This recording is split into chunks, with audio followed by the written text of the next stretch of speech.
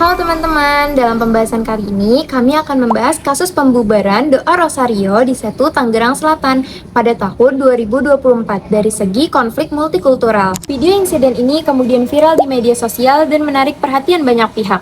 Setelah dilakukan penyelidikan, polisi menetapkan beberapa orang sebagai tersangka atas dugaan pengeroyokan dan provokasi. Kasus ini pun menjadi perhatian nasional karena berkaitan dengan isu toleransi dan pentingnya menjaga komunikasi yang baik di tengah masyarakat yang beragam. Konflik multikultural adalah konflik yang terjadi karena adanya perbedaan identitas, seperti agama, budaya, suku, atau nilai yang dianut oleh kelompok masyarakat. Perbedaan tersebut dapat memicu kesalahpahaman apabila tidak disertai sikap saling menghormati dan toleransi. Indonesia sebagai negara yang memiliki keberagaman agama dan budaya berpotensi mengalami konflik multikultural. Salah satu contohnya adalah peristiwa pembubaran Doa Rosario di Kecamatan Setu, Tangerang Selatan, yang menunjukkan bagaimana perbedaan keyakinan dapat berkembang menjadi konflik sosial ketika komunikasi dan toleransi tidak berjalan dengan baik.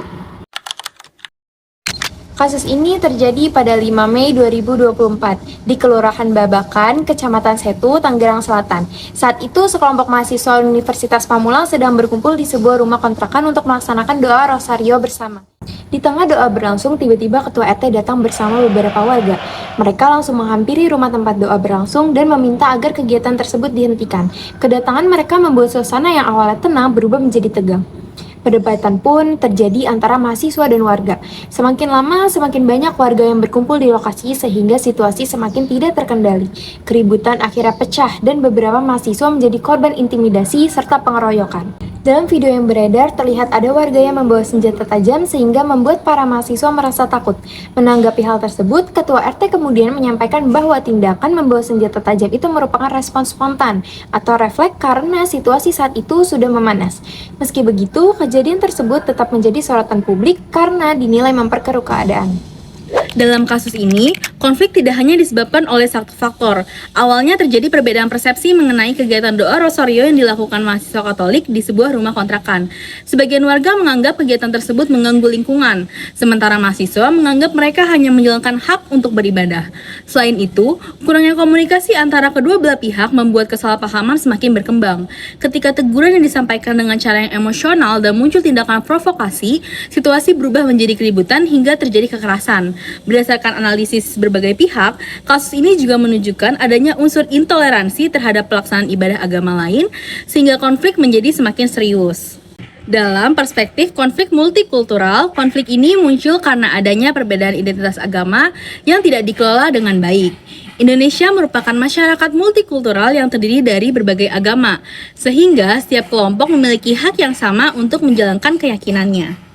Namun, dalam kasus ini, terlihat adanya kurangnya toleransi dari sebagian pihak terhadap kegiatan ibadah mahasiswa Katolik. Selain itu, komunikasi yang kurang baik menyebabkan kesalahpahaman yang akhirnya berkembang menjadi kekerasan. Dari sudut pandang multikulturalisme, konflik ini menunjukkan bahwa nilai-nilai seperti toleransi, penghormatan terhadap keberagaman, dan penyelesaian masalah melalui dialog belum diterapkan secara optimal. Oleh karena itu, penyelesaian konflik seharusnya mengedepankan komunikasi, penghormatan terhadap hak beragama, dan penegakan hukum agar keberagaman tidak menjadi sumber konflik, melainkan menjadi kekuatan dalam kehidupan bermasyarakat. Stella Tingtomé menjelaskan bahwa konflik dipengaruhi oleh bagaimana individu dan kelompok mempertahankan dan mengelola face, yaitu mempertahankan identitas atau citra diri yang ingin dilihat atau dihormati dalam interaksi yang sedang dilakukan.